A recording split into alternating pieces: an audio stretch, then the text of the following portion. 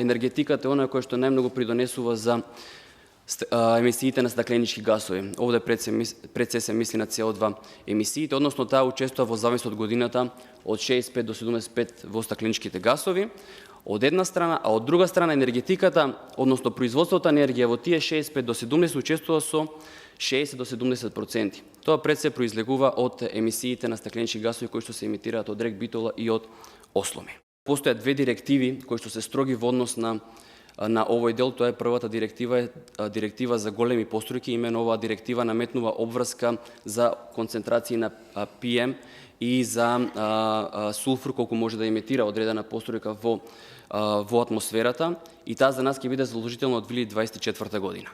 Тоа е едниот дел, а втората е директива за индустријски постројки, која што за нас ќе биде задолжително од 2028 година.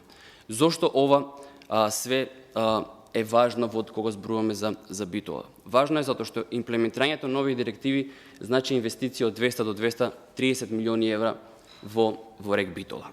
Тоа е едниот дел. Другиот дел е овие CO2 емисии кои што се емитираат. Именно ако влеземе ние во Европска унија или ако најмалку влеземе во ETS системот, тоа е систем за тргување со емисии кој што постои во Европа, и секоја електрана или индустријска постројка која што емитира одредено количество на емисии мора да плати за тоа емитирање. Моментално таа цена изнесува некаде околу 25 до 30 евра по тон емитирани емисии.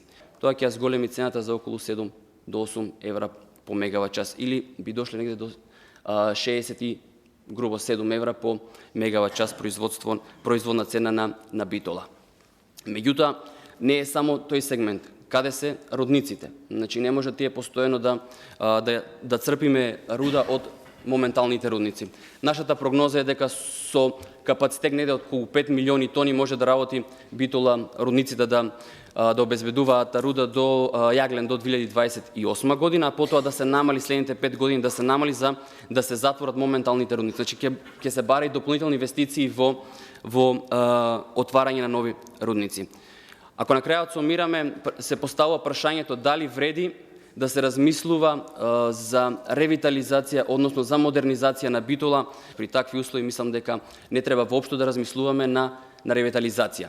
Меѓутоа, се наметнува прашањето која е судбината ако ја немаме Битола. Увозот не ни е опција. Зошто увозот не ни е опција? Затоа што ќе зголеми увозната завоз од една страна, а од друга страна можеме да направиме проблеми на финансискиот пазар, односно на пазарот со девизи.